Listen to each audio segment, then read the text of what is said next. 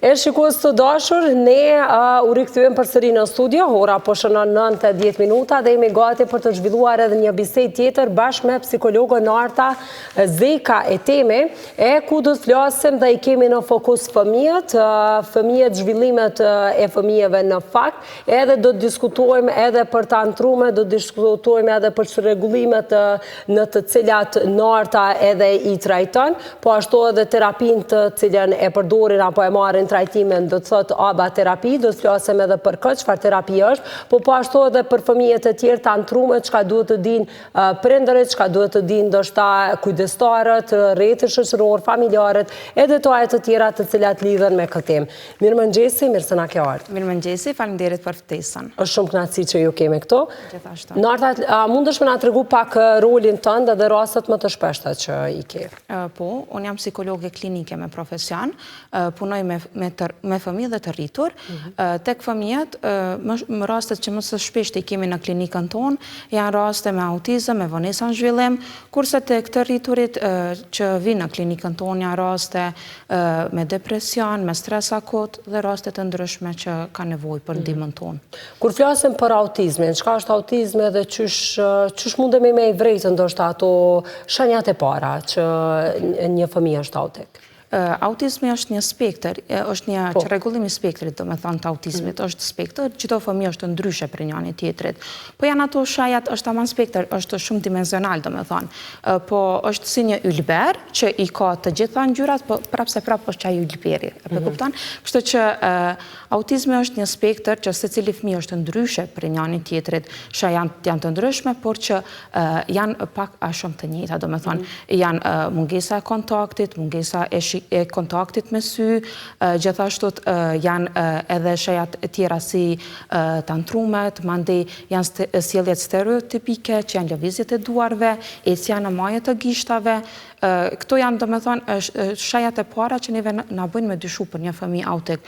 Po kjo nuk është e gjitha, do me thonë, ne duhet me bë edhe vlerësime të ndryshme që me shikut nëse fëmijë me të vërtet është autik, apo thjesht është një vonesë në zhvillimin dhe ato sjellje janë thjesht të modelume. Po, sa është e rëndësishme që ne të paktën si prindër me i pas disa njohuri bazike, në mënyrë që mos t'i lëm anash ndoshta ndonjëherën prej këtyre shenjave, dhe të marrim njëherë masa, kam fjalën me njëherë të bëjmë një vlerësim, të fillojmë ndoshta me seanca, sepse edhe me sa kam njohuri në fillim kur fillojnë seancat, këta fëmijë kanë një zhvillim po ashtu sikurse edhe të tjerët. Ndërsa nëse e lëm për një kohë më gjatë, të gjitha shenjat, simptomat munden me u vështirësua edhe më tepër edhe ndoshta bëhen më vështirë të menaxhueshme. Po, është shumë e rëndësishme që shajat e para të zhvillimit të fëmijës, për shembull në moshën 1 vjet e 8 muaj, kur vetëm ai nuk e ka kontaktin me sy, ose ka sjellje stereotipike, i lëviz shumë duart në momentin kur është shumë i gëzuar, apo ose ka tantrume, ka shpërthime emocionale shumë të mëdha, po më e rëndësishme është fëmia nuk ka komunikim. Në momentin që fëmia nuk ka komunikim, atëherë gjithçysh prindërit duhet mu drejtu te psikologu që ta bëjnë një vlerësim të fëmijës.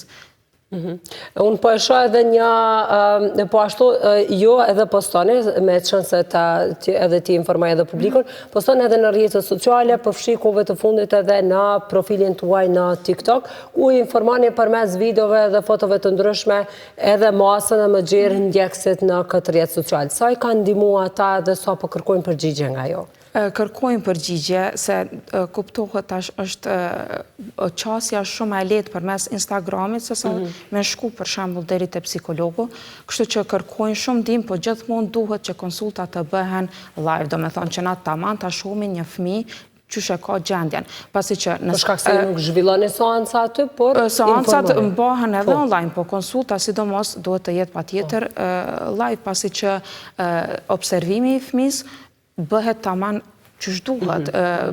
Neve na dërgojnë shpesh video që me këqyr qysh fëmia po reagon me një situatë caktune, po prapë se prapë është ndryshe kur ti e sheh fëmin, qysh po reagon, mandej vlerësimet bëhen më ndryshe kur je live se sa në internet.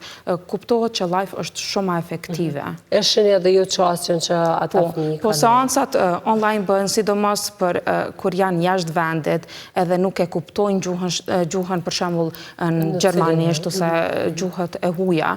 Mandej nana nuk mundet me ju qasë fëmis, për shembull, nuk mundet me bashkëpunu me psikologon se nuk e nje gjuhën. E njëjtë edhe fëmijët? Po, njëjtë edhe fëmijët. Fëmijët edhe ashtut nuk e kuptojnë, do me thonë çka ka ndodhë, kështu që bëhen seancat online edhe është shumë efektive në këtë rast. Që të paktën të nisën seancat, fillimisht ashtu, pastaj. Po, se do të ashtaj gjithmonë bashkëpunimi bëhet me prindrit. Prindrit janë shtylla kryesore që neve na vijnë sepse seancat mbahen 40 minuta ose 1 orë varësisht prej rastit, kështu që fëmija ka me qëndru edhe 23 orë tjera me prindin, kështu që është shumë pak vetëm 1 orë.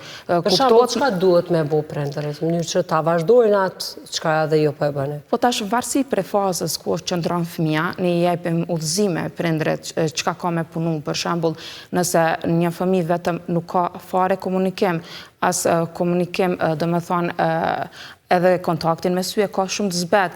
Na i japim për shembull udhëzime se çysh ka me punu të shtëpia, edhe për komunikimin verbal edhe jo verbal. Unë më herët e pash edhe një postim, pra e patëm këtu edhe në ekran, ku mundën me pa edhe shikuesit, se cilat janë emocionet që i shfaqen fëmijët autik, apo në çfarë forme për shembull shfaqen? Fëmijët autik i përjetojnë emocionet si secili individ tjetër, po mënyra që i shprehen është pak më ndryshe. Për shembull, me një situatë caktune, ata dinë për shembull më kanë ma tërhequr në vete, ose për shembull me shpërthy shumë. Kështu që duhet që ne mi pranu ata fëmijë taman qysh janë edhe mi kuptu për pse e ka një sjellje caktune.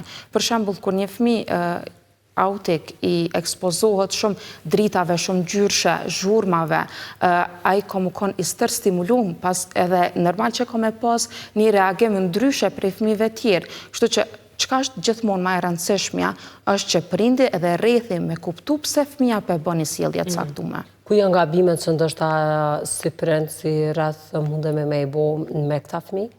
Momentin që na nuk e kuptojmë pse një fëmijë po i bën çato sjellje caktuar, edhe pse po vjen deri te një gjë e caktuar. Momentin që na e kuptojmë pse për shembull fëmia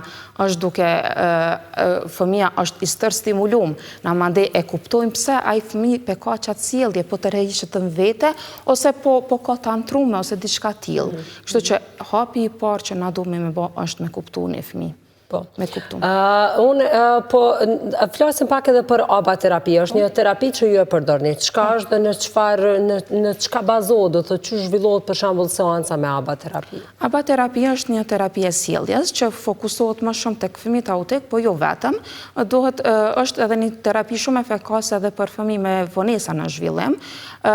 Terapia zhvillohet, do me thonë, edhe në klinik, po edhe online, si që ceka më parë. Është një terapi shumë efektive. Ne kemi edhe ABLS-arin, që është njëna prej protokollit se qysh kena mi marë udhësime, do me thonë, qka duhet, ku ka ngecje fëmija, e bëjmë planin individual, i këqyrim pikat e forta dhe të dopta të fëmis, edhe mandej fokusohemi në ato që qysh me ndihmu sa më mirë ati fëmija. Por që së pare bëhet një plan individual, apo jo sepse ju të gjitha metodat funksionojnë me krejt fëmijët njësoj? Kuptohet se fëmijët janë se cilin ndryshe, njane prej tjerve si që jemi edhe ne. Kështu që bëhet plan individual dhe mandej punoj me ato pika që shikohet se cilat janë që ka ma shumë nevoj fëmija me u punu me tu. Flasim për shembull pak edhe për metodën e shpërblimit edhe kushtëzimet. Për shembull me cilit fëmijë mundet me funksionu, apo çush janë këto metoda? Duhet çdo herë ne si prindër me i përdor? Flasim edhe për fëmijë me zhvillim tipik. Shpërblimi ose lavdërimi është njëna për metodave ma të mira edhe ma efikase që ne mund të mi bu me fëmijët tonë. Momentin ku një fëmijë shpërblehet, ai ka mundi i vlerësuar edhe ka me pa sa mirë qenë ka nëse aje bën një sjellje caktune. Njësit ne të rriturit, kur marrë me shpërblime, ne ndihemi shumë mirë, është të e kuptueshme. Do me thonë, në momentin që një fëmijë e ka një sjellje do me thonë një sjellje që nuk është e përshtatshme për rrethin ose diçka tillë, atëherë shpërblimi heqet edhe bëhet e qartë që nuk ke shpërblim se e ki bo një sjellje që nuk është e dëshirueshme. Po në momentin që fëmia e bën një sjellje e dëshirueshme, që ne kemi dashur me arrit atë sjellje, ne shpërblim. Qoftë ajo një lavdrim, qoftë një dhuratë e vogël ose edhe thjesht një bravo, një duartrokitje. Sidoqoftë i stimulon drejt sjelljes është një stimulim që fëmia me vazhdu me sjellje pozitive. Ndoshta me kushtëzim është pak a shumë e njëjta apo jo?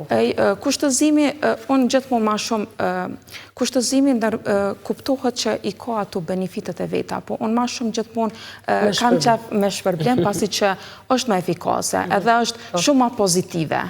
Më herët e pash edhe menaxhimin e tantrumeve, njëri prej postimeve tuaja e që po ashtu ka flasëm dhe sidomos për ata prindër që kanë fëmijë 2 vjet e tutje, ku fillimisht edhe fillojnë të shfaqen këto tantrumet. Qysh ti parandalojmë, qysh ti menaxhojmë tantrumet, sepse është shumë e rëndësishme në mënyrë që mos të stimulojmë këtë sjellje dhe mos të lëmë të shkojë edhe më tej. Tantrumet dhe më thënë janë shpërthime emocionale që fëmija i bën. Fëmijët, kur janë në fazën e zhvillimit, ata a i ka nevojë me shpreh emocionat e veta, po nuk din qysh me shpreh, sepse endet nuk e ka të pasurum fjalorin. Kështu që kuptohet që ka me pas shpërthime emocionale dhe në atë mënyrë ai i shpreh emocionat e veta. Hapi i parë që na duhet me bë është më kanë, do me thonë, shumë të qetë, që në këtë mënyrë fëmija me modelu sjelljen tonë, me kuptu që okej, unë jam duke e bërë një sjellje të caktune, po shiko prindi sa qetë po rren. Hapi i parë do me thonë është me prindi më mundu me u konë i qetë dhe gjithashtu me qëndru afër fëmis. Dështojmë këtu të hapi i parë, dështojmë. Po shumë e rëndësishme, është shumë e rëndësishme që me qëndru pasi që është model që ne jemi duke ja dhënë fëmis. Pastaj është ne duhet me qëndru edhe afër fëmis, jo me lënë fëmin vetë, se mandej mund të mu lëndu shumë, edhe mandej kjo vjen të pasoja tjera, të lëndimi fizik edhe mandej edhe ndonjë dëmtim i brendshëm.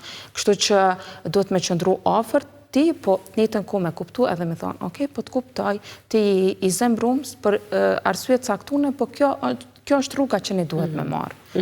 Sa e praktikojmë këtë, e vrene, i ndjekin këto këshilla për? Po, i ndjekin sidomos prind që vinë në terapi, ata do me thonë mundohen me tanë qenjen e tyre, që me qëndru afër fëmijëve dhe me bu më të mirën për fëmijët e vetë. Normal nuk është as pak e lehtë, se është edhe shumë e sikletshme në momentin që është me një market ose dikon jashtë shtëpisë dhe fëmija ka tantrume, po është diçka që e dim pse janë ka e bojnë. Ne gjithmonë i themi që nuk është me rëndësi qysh rrethi po të shikon ty, ose qysh tjerët po reagojnë, se normal jetojmë me një vend që të gjithë e kthejnë kokën me këqyr nëse fëmijët kanë tantrume, po është shumë e rëndësishme që prindi me ditë sjelljen, pse ka e bën fëmija edhe qysh duhet me ndihmu fëmijës. Pra, gjithkohë në secilin ambient është e rëndësishme që ne të sillemi njëjtë, apo jo? Sepse edhe fëmijët e vrejnë këtë ndryshime dhe pikërisht e shfrytëzojnë momentin e dur kur ne mund ta ndryshojmë përgjigjen prej një putë që e bëjmë në shtëpi, jashtë ndoshta themi jo dhe kundërta, edhe fëmijët e shfrytëzojnë pikërisht këtë çast. Tash për shembull kur jemi në shtëpi, ne edhe fëmia ka për shembull tantrume, ne mundemi me ia ofru një jastik ose diçka që fëmia mos të lëndohet. Po kur jemi jashtë ne nuk e kemi, domethënë jastikun me vete, ne duhet me gjetë situatën qysh me ju përshtat atij vendi.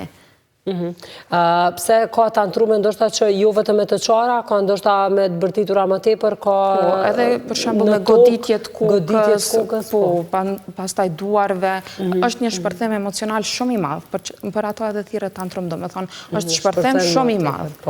Ne më herët kur e përmendëm ABA-terapi, përmendëm edhe formën dhe metodën e shpërblimit, tash kur fëmijët mbushin moshën 2 e tutje, është një si për fëmijët me nevoja të veçanta, por edhe të tjerët është heqja e pampersit apo pelenave, dhe kjo është po ashtu një periudhë e vështirë si për fëmijën, po ashtu edhe për prindin. Qysh është mënyra më e lehtë dhe këshillat që ju i japni drejtuar tyre? Mënyra më e lehtë është kur fëmija veç fillon me kuptu, domethënë tamam ka komunikim, në mënyrë që fëmija me ditë me tregu kur ka nevoj për me shku në tualet. Kështu që mënyra më e mirë është për shembull demonstrimit e dërgon fëmijët në tualet edhe i tregon çka ka me bo. Gjithashtu një mënyrë shumë efikase është një kalendar, e bëjmë një kalendar me ditët e javës dhe pastaj i prejmë prindrit disa yje ose djej duke buzëqesh një figurë pozitive, edhe sa që fëmia e kryen detyrën që duhet, mandej ka me vendos vetë fëmia yllin për shembull në kalendar. Edhe ajo është fëmijët me nxipresin mandej me mbush krejt kalendarin me gjëra pozitive. Edhe kanë dëshirë se cilin proces, kështu që i motivon ata. Është një motiv shumë i mirë. Qështë të nxitim të folurën tek fëmijët? Sidomos tash në kohët kur po jetojmë në ditët e sotme, fëmijët janë edhe më të ekspozuar ndaj teknologjisë, ndoshta edhe më tepër na shohim ne jemi një model ndoshta jo shpesh ma i mirë i mundshëm, sepse edhe ne vetë qëndrojmë në telefon dhe kësaj edhe fëmijët janë të prirur që më pak të komunikojnë, më tepër ndoshta ose rinë të heshtur, edhe nuk komunikojnë shumë, do të thotë nuk flasin atë çfarë duhet. Qështë ta stimulojmë të folurën tek fëmijët? Stimulimi të folurës bëhet spari, do me thonë, e shohim nëse fëmia ku qëndron në komunikim. Nëse fëmia ende nuk i din fjalët bazike edhe nuk i kupton fjalët bazike, ne kemi me fillu me punu spari me, për shembull, vetëm një fjalë. Jo ti them e thuj, po du me pi ujë, se është një fjalë e gjatë që fëmia ende duhet me mësu ujë, pe, edhe do me thonë, do të me mësu veprimin edhe çka po donë. Kështu që filloj me një fjalë. Gjithmonë filloj me një fjalë, mandej mundeni me pa edhe videon që e kom postu, kur fëmia vetëm i mëson fjalët, mandej bëhet lidhja e fjalisë unë dua qumsht, për shembull, ose unë ha buk. Taman bëhet me A është e vështirë për këta fëmijë që me i lidh fjalët? Është shumë e vështirë, është një proces afatgjatë, nuk është që ka fëmijë që për shembull edhe mësojnë më shpejt, është krejt varet prej fëmijës, po është një proces pak më afatgjatëve që duhet durim, gjithmonë duhet durim. Po. Uroj që gjithë prindërit a kenë ndjekë këtë intervistë, por edhe të tjerët edhe kujdestarët edhe mësimdhënësit në mënyrë që t'i aplikojnë gjitha këto.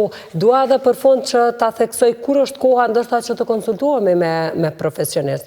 Jo çdo herë kur kemi një problem, mund të marrim këshilla edhe tutje, jo vetëm në profile, në video të ndryshme, ku edhe ju i postoni, por edhe konsulta tjera që mundemi me i bo me ju dhe me profesionistët e tjerë. Konsultat gjithmonë duhet më bo në momentin kur fëmia vetëm duhet të filloj komunikimin. E shaq kur një fëmijë vren tek fëmijët, kur një prind vren tek fëmijët që fëmia nuk ka komunikim, nuk e ka shikimin me sy, kur e vren që po ka sjellje të caktuar, siç i ka më parë, i ka stereotipet, i lëviz duart, ecë në maja të gishtave, mandej nuk e kthen kokën kur ka një zhurmë të caktuar, atëherë duhet me u konsultu me një profesionist. Uroj që t'ju kenë shërbyer dhe kjo intervistë dhe për mirë për gjitha ata të cilët kanë pasur nevojë. Faleminderit Norta për kohën, faleminderit për gjitha informatat edhe këshillat të cilat i kanë dhënë me ne. I inkurajoj edhe të tjerët të cilët kanë ndonjëherë nevojë me hyrë edhe tek profili në TikTok, po ashtu ku ju e keni edhe munden me pa edhe këshilla të ndryshme, video të ndryshme se çka edhe ne mundemi me vepru në shtëpi. Shumë kënaqësi. Faleminderit shumë edhe për juve. Ishte kënaqësi.